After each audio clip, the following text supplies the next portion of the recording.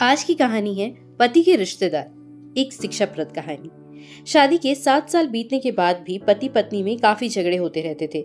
झगड़ों की वजह तो अलग अलग होती थी, लेकिन उनमें सबसे मुख्य वजह यह थी कि पति और पत्नी के विचार कभी आपस में नहीं मिलते थे। जहां पति स्वभाव से नेक, सेवा भावी और सबके प्रति संभाव रखने वाला था, वहीं पत्नी का स्वभाव स्वार्थी और भेदभाव करने वाला था। पति पत्नी के स्वभाव और उसके व्यवहार से तंग आ गया था। वह हमेशा कोशिश करता रहता था कि पत्नी का आचरण और स्वभाव में किसी तरह बदलाव आए।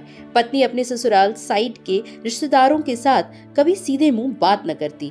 कई लोग उसके खराब व्यवहार के कारण नाराज हो जाते, लेकिन पत्नी उसकी भी परवाह नहीं करती। पति को इस बात से काफी दुख होता कि उसकी पत्नी उससे इतनी विपरीत क्यों है। परेशान हो चुके पति ने अब खुद ही परिस्थिति को सुधारने का मन बनाया और एक प्लान बनाया। अगले दिन पति ने पत्नी से कहा, सुनो कम्मो, मैं सोच रहा था कि मम्मी पापा, बहन भाई और उनके बच्चों को घर पर इनवाइट कर लेता हूँ। काफी समय हो गया उनसे मिले हुए, इसी बहाने उनसे मिल भी लेंगे और उनके साथ थोड़ा समय बिताने के लिए भी मिल जाएगा।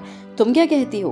पत्नी के चेहरे से साफ दिख रहा था कि उसे ये आइडिया पसंद नहीं आया, लेकिन उसने पति का मन रखने के लिए बेमन से हाँ कह दिया। पति खुश हो गया और पत्नी को अगले दिन अच्छा खाना बनाने के लिए बोलकर सभी को फोन करके बड़े प्यार से अपने घर आने के लिए न्योता देने लगा। जब पति फोन पर बिजी था तो पत्नी सोच रही थी कि ये आदमी भी ना अपने फालतू के कामों से बाज नहीं आएगा। क्या जरूरत है सबको घर पर बुलाने की? सब मेरे घर आएंगे और राजाओं की तरह ऑर्डर करेंगे और मैं दासी की तरह उनकी सेवा करूंगी। नहीं नहीं, मैं ऐसा नहीं होने दूंगी। अच्छा खाना तो क्या, मैं इन्हें सादा खाना भी नसीब नहीं होने दूंगी। देखती हूँ कितनी देर टिकते हैं ये लोग मेरे घर।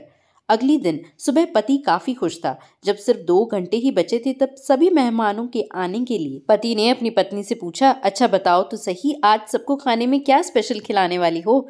पत्नी मुंह बनाते हुए बोली, स्पेशल खाना क्यों? तुम्हारे माँ बाप भाई बहन कोई मेहमान थोड़ी हैं, उनके लिए कोई स्पेशल खाना नहीं बनाया है मैंने। वह भी वही खाएंगे जो हम खाते हैं। आज घर में सिर्फ दाल चावल बना है, क्योंकि और कुछ के लिए सामान नहीं था। सुनकर पति गुस्सा हो गया और बोला, तुम कभी नहीं सुधरोगी। अगर घर में सामान नहीं था तो मुझे एक बार बता दिया होता, मैं बाजार से जाकर ले आता, लेकिन कुछ ढंग का तो खाना बना लेती।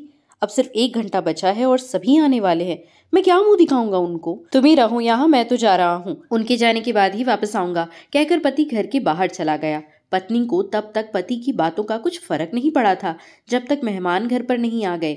और जैसे ही सब मेहमान घर पर आए तो पत्नी के होश उड़ गए, क्योंकि भाई बहन माँ बाप और बच्चे वह उसके पति के साइड वाले नहीं बल्कि खुद उसी के थे।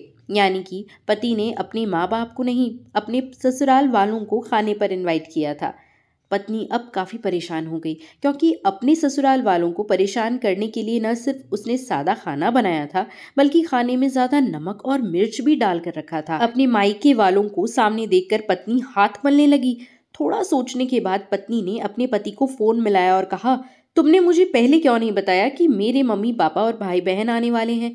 तुम पहले बता देते तो मैं अच्छा खाना उनके लिए बनाती। पति ने कहा, मैंने वही बताया जो मैं मानता हूँ। मैंने कभी तुम्हारे परिवार वालों को पराया नहीं समझा और तुमने कभी मेरे परिवार वालों को अपना नहीं माना।